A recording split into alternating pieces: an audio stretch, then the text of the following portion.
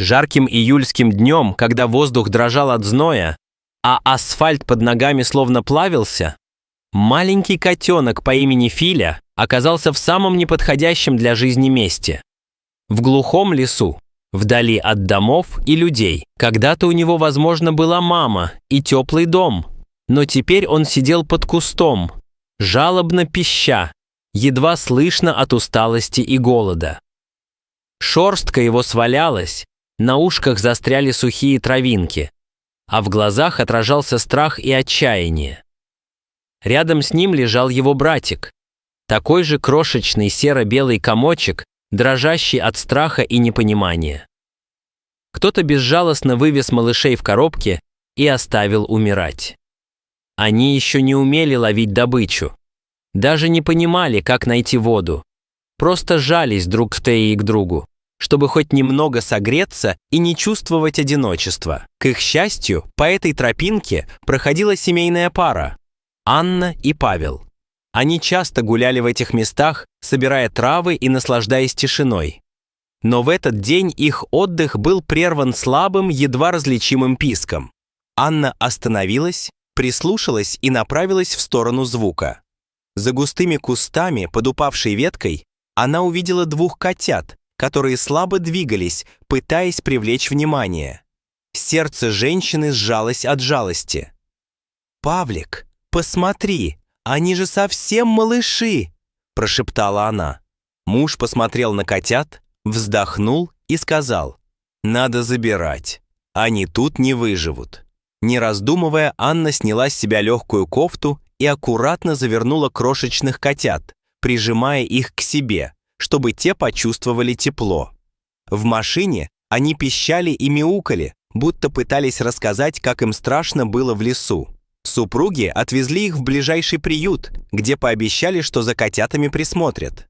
Казалось, история должна была закончиться хорошо, но судьба приготовила другое.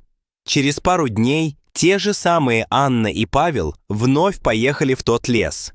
Им нужно было проверить, не выбросил ли кто еще животных. И к своему ужасу они нашли еще одну коробку, на этот раз из-под печенья, вся пропитавшуюся влагой. Внутри два едва живых котенка, забрызганные грязью и облепленные насекомыми. Коробка стояла прямо на солнце, и если бы пара пришла позже, малыши могли погибнуть от жары и обезвоживания. В этот момент Анна заплакала, прижимая к себе бедных крошек. Она не понимала, кто мог быть таким жестоким. Семья решила, больше в приют они их не понесут. Там много животных, и не факт, что за всеми будет должный уход. Они позвонили знакомой волонтерке, чтобы попросить помощи в пристройстве малышей. Кошачьи детки оказались из одного помета. Одинаковые глаза, похожие пятнышки на носах. Все четверо были явно братьями и сестрами. Двоих новоприбывших, тех, что нашли в коробке, быстро разобрали добрые люди. Их забрали в семьи, где уже были другие кошки. Но судьба оставшихся двух братьев пока висела в воздухе. Люди звонили, интересовались, но никто не решался забрать малышей сразу. Тогда Анна и Павел решили взять и тех, что были в приюте, чтобы не разлучать родню и пристроить всех вместе. Им казалось, что скоро найдутся заботливые хозяева. Тем более, что уже были два кандидата. Одна женщина из Твери и девушка из Ярославля. Но, как это часто бывает, добрые намерения столкнулись с суровой реальностью. Всего несколько дней, проведенных в приюте, сильно подорвали здоровье котят. Уже в первый день дома Анна заметила, что малыши вялые, почти не едят и не играют. Она позвонила ветеринару и услышала недобрые слова. Возможно, вирус. Для надежности котят обработали от паразитов и решили подождать. Вдруг станет лучше. Но на следующий день их состояние только ухудшилось. Началась рвота, пропал аппетит, шерсть потускнела. Несмотря на тревогу, семью уже ждали в Твери, и Анна все равно повезла туда котят, рассчитывая, что новые хозяйки быстро обратятся к ветеринару, если что-то пойдет не так. Когда котята разъехались, Анна с облегчением написала волонтерке, что все дети пристроены. Но радость длилась недолго. Через пару дней девушка узнала, что у котят из Твери подозрение на вирусный энтерит. Тяжелое, смертельно опасное заболевание для малышей. Она сразу позвонила Анне и начала выяснять, получают ли кошки лечение. Выяснилось, что нет. Они не были в клинике. Хозяйка даже не собиралась везти их туда. На другом конце провода звучал уставший, раздраженный голос. «У меня времени нет. Один лежит как тряпочка. Вчера капали, но толку нет. Мама болеет. Надо за ней ухаживать». В этот момент через трубку донесся жалобный писк. Один из котят плакал, зовя на помощь. Волонтерка почувствовала, как внутри все оборвалось. Нужно было действовать немедленно. Она умоляла женщину отвезти котят в клинику, обещала оплатить лечение, но та лишь холодно ответила, что уже потратила деньги и не собирается тратить больше. Тогда волонтерка решилась на крайний шаг – отправить за котятами зоотакси из Москвы. Машина выехала сразу же, но каждая минута была на счету. Через 1,5 часа женщина все еще не отвезла малышей к врачу, ссылаясь на дела. Волонтерка уже не сдерживалась, в сердцах кричала, чтобы та хотя бы дала шанс котятам. В итоге хозяйка все же повезла их на капельницу. Но время было упущено.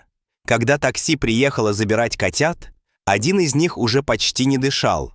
Второй сидел рядом и жалобно мяукал, будто понимая, что братик уходит. В дороге первый котенок умер. Второй ехал рядом, дрожа от страха и потери. Весь путь он не переставал тихо скулить, словно спрашивал, почему нас оставили. Когда его привезли в Москву, ветеринар сразу сказал, что состояние крайне тяжелое, но шанс есть. Котенок, получивший кличку Филя, с трудом дышал, но цеплялся за жизнь. Он лежал в прозрачном боксе под лампой, а врачи делали все возможное, чтобы спасти его. Врач, мужчина по имени Андрей Михайлович, сказал твердо: «Мы его вытащим». И слово сдержал. Несколько дней Филя боролся. Ему ставили капельницы, кормили из шприца, грели, разговаривали с ним, гладили, чтобы он чувствовал, что теперь рядом только добрые люди. Он перестал плакать, начал понемногу мурлыкать, а через неделю уже стоял на лапках и даже пытался играть с мягкой мышкой, подаренной медсестрой. Та женщина из Твери так и не позвонила узнать, жив ли котенок. Но теперь это было неважно. Филя выжил. На Новый год, когда над Москвой гремели салюты, он сидел в боксе стационара. Один, но живой. Из радости у него была мисочка еды и несколько игрушек. Но он терпеливо ждал, что однажды дверь откроется и кто-то возьмет его домой.